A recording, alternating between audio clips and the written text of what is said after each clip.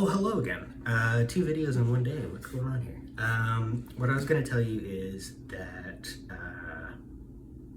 I guess we'll take you through sort of like how I progress or start progressing through a song sometimes. So this is a new thing for me. Usually I write the lyrics and then I try to figure out what it sounds like.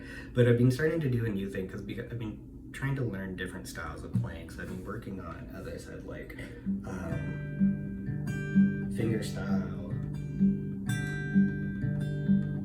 So I've been working on learning how to do like finger style and stuff like that because it's interesting to me. I've also been trying to learn like flat picking. And I've also been working on just learning like other people's songs. So I've been spending some time with like Buddy Holly, which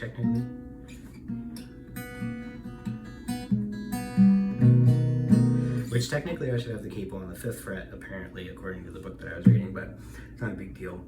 Scotty Moore is another guy who's come up like...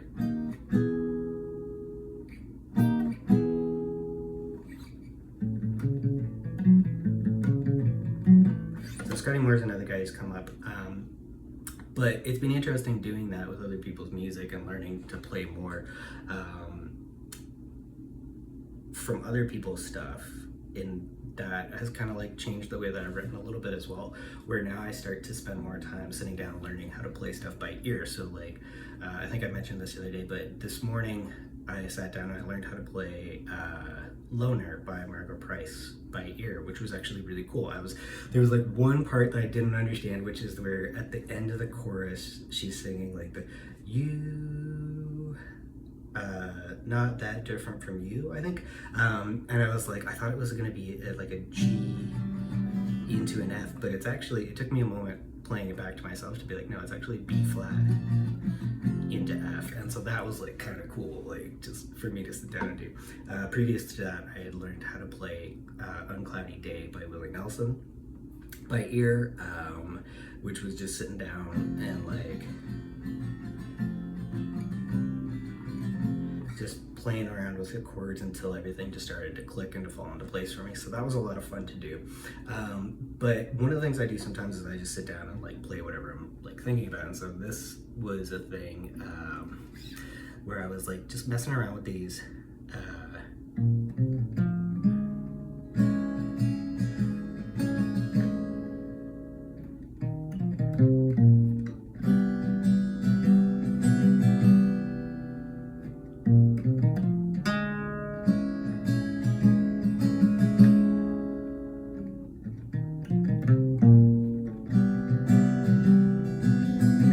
So I was just messing around with stuff like that, which that sounds very Pink Floyd-ish, that sounds very much like Wish You Were Here, but it's not. And so it sounds very similar, but it's not. And so then I like, cause like I don't even, and then I was like just weird stuff like A7, but then doing what's supposed to be the middle open string of the A7, putting it on the 1 instead, so it's like the D7 shape but moved up into A. That was actually really fun. I really like that sound. And then as I was playing around with it, I was like, okay, now I can get into like strumming. And then so I liked the C, it's a C major or something, I can't remember what it's called, but it's a C major something because you don't put the 1 down, you just take that off. So it's just the top or the bottom 2 notes of C. C major, I want to say maybe C major 7, I could be wrong, it doesn't matter. And then I liked just doing the G but without the top strings on it, and so that sounded really good together. So then it became like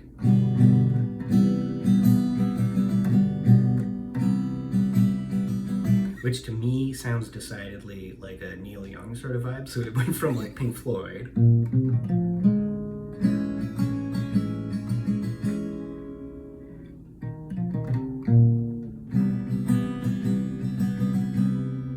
into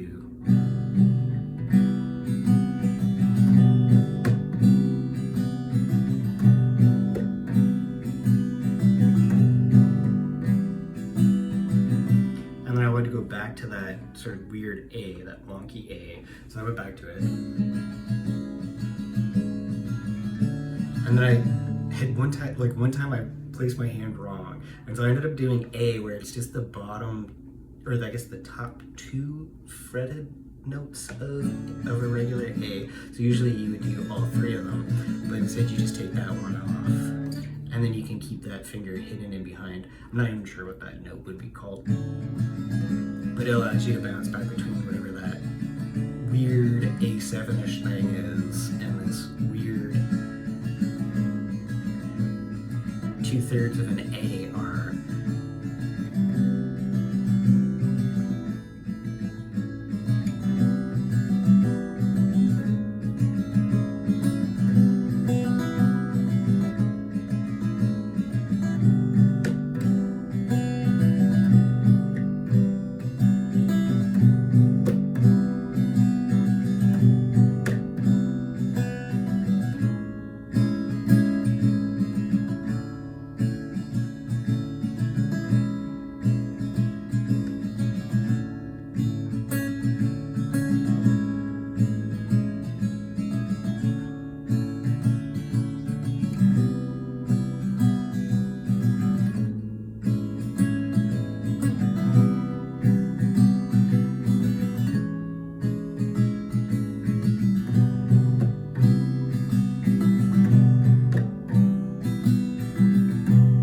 I decided on different sections of the song. So there's the intro part, and then for an outro, it would be just that weird A7 that I was playing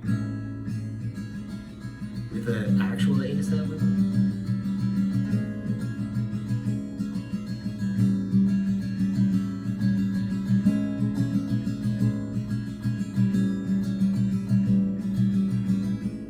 And then it would just get quieter, it would fade in.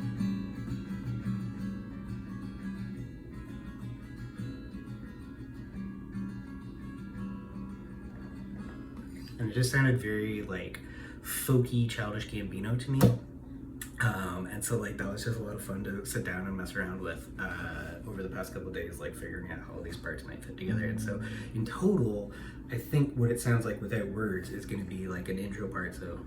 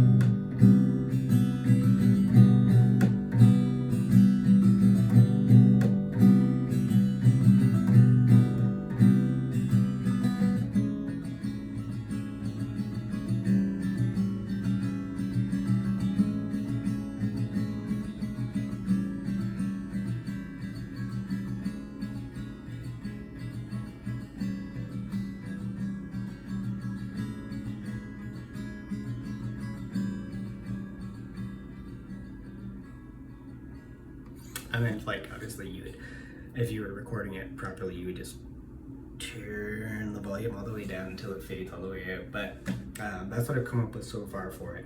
And then from here, I might sit down and try to figure out what might sound like words for over top of it. I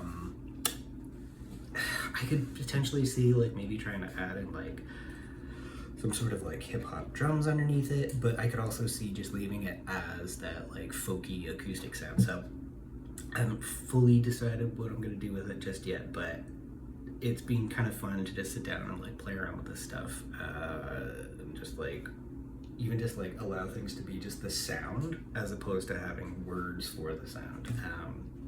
So yeah, that's just a little bit of what I've been working on the past few days. Take care out there.